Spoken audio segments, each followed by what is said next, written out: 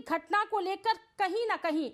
Police पर भी सवालिया निशान खड़े हो रहे हैं। कहीं ना कहीं देखा जाए तो पुलिस भी की लापरवाही इसमें देखी गई है। गंभीर रूप से कीर्ति इस हादसे के दौरान घायल हुई थी और पुलिस ने मामूली मुकदमा दर्ज कर लिया और इसके बाद में ढीला ढवाली की। जब योगी आदित्यनाथ पिछले दौरे में गाजियाबाद गए, उन्होंने कहा था कि कोई भी अपराधी बख्शा नहीं जाएगा। इस दौरान पुलिस चौकन्ना हुई और उसने कार्रवाई शुरू की। बिल्कुल नेहा, देखिए ये जितनी दर्दनाक खबर है, जितनी दुख भरी खबर है, उतना ही खाकी के आइन पर धब्बा भी लगा है इस पूरी घटना के बाद। देखिए किस तरह से दिल्ली का जो वो राजधानी मार्ग है, वहाँ पर हापुड़ की बेटी ऑटो से जा रही होती है। किस तरह से वहाँ पर दो बदमाश पीछा करते हैं, मोबाइल लूटने की कोशिश करते हैं और जब वो विफल होते हैं तो छात्रा को खींच लेते हैं, जिससे वो ज़मीन पर गिर जाती है, सड़क पर गिर जाती है और उसकी जो सिर की हड्डी है वो टूट जाती है। इलाज के दौरान छात्रा दम तोड़ देती है। लेकिन पुलिस की सबसे बड़ी लापरवाही ये है कि पेट्रोलिंग कितनी पुलिस की रहती है, सड़कों पर कितनी गश्त रहती है, इसकी भी पोल खुली है। क्योंकि अगर पुलिसिंग ठीक रहती, पेट्रोलिंग ठीक रहती, सड़कों पर गश्त करती पुलिस, तो शायद इस तरह की घटना ना होती। हालांकि जो हापुड़ की बेटी का गुनहगार था वो यमलोक पहुंच गया है और उस एनकाउंटर में पुलिस ने उसको मार गिराया। लेकिन इन सब के बीच जो बड़ी लापरवाही निकल कर सामने आई है पुलिस की, वो ये कि पेट्रोलिंग नहीं हो रही थी और यही वजह रही कि अधिकारियों ने इस पर संज्ञान भी लिया है और एक इंस्पेक्टर को इसमें, एसएचओ को इसमें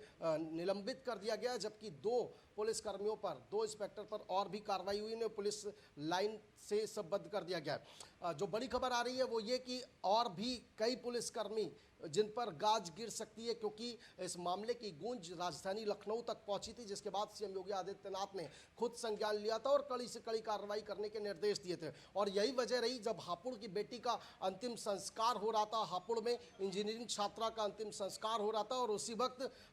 पुलिस नहर पटरी पर चेकिंग कर रही थी, उस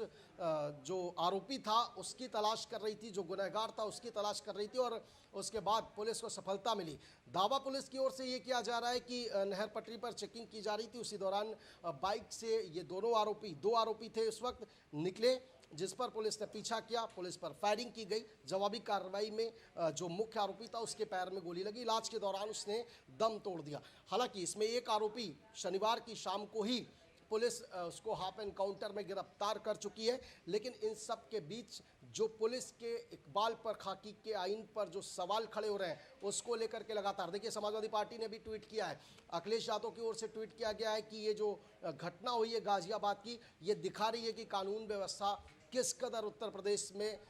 जो बंदोबस्त बताया जाता है कि पटरी पर है, उसकी पोल खोलती नजर आ रही है। क्योंकि लगातार हम देख रहे हैं कि सीएम योगी आदित्यनाथ अलग अलग जिलों में मैराथन दौरे कर रहे हैं और हर मंच से कानून व्यवस्था का जिक्र वो जरूर करते हैं कि अपराधी जिस भाषा में समझेंगे उन्हें उस भाषा में समझाया जाएगा। साफ तौर पर जो शोहदे हैं, जो बेटियों संग या छात्रा संग, महिलाओं संग छेड़छाड़ करने वाले, उनको साफ तौर पर सीएम योगी आदित्यनाथ लगातार मंच से कह सकते हैं कि चुनौती और धमकी देते नजर आते हैं कि अगर किसी ने ऐसी कोशिश की तो अगले चौराहे पर यमदूत उनका इंतजार कर रहा होगा। और देखिए, लेकिन उस सब के बावजूद जब इस तरह की घटनाएं होती हैं तो जाहिर है विपक्ष को मौका मिलता है और यही वजह है कि एक बार फिर इस दुख भरी घटना में, इस दर्दनाक घटना में सियासत भी शुरू हो चुकी है। अखिलेश यादव ने ट्वीट कर सरकार को जो अपराध मुक्त यूपी का नारा है उसको लेकर के घेरा है।